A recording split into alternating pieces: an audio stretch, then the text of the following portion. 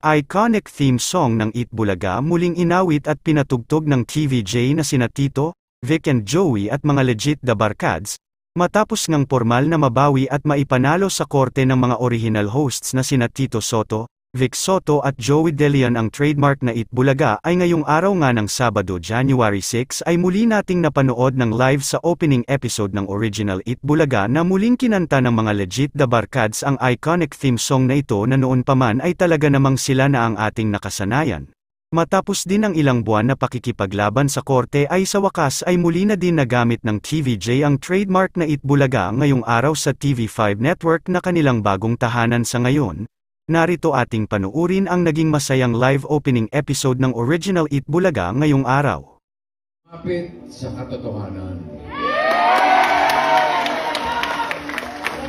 Isa lang po ang sinasabi ng batas, pati ng mga manonood. Isa lang ang pwedeng tawaging Itbulaga.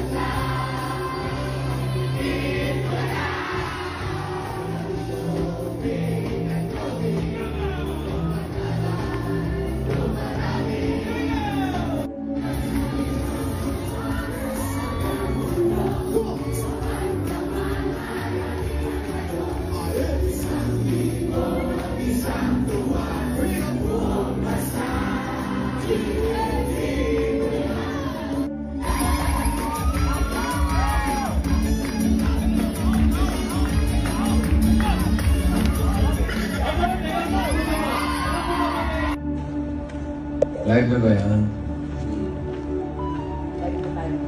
Magandang hapon po sa inyo lahat. Sa lahat ng kaibigan natin, yung mga nanonood sa Facebook Live.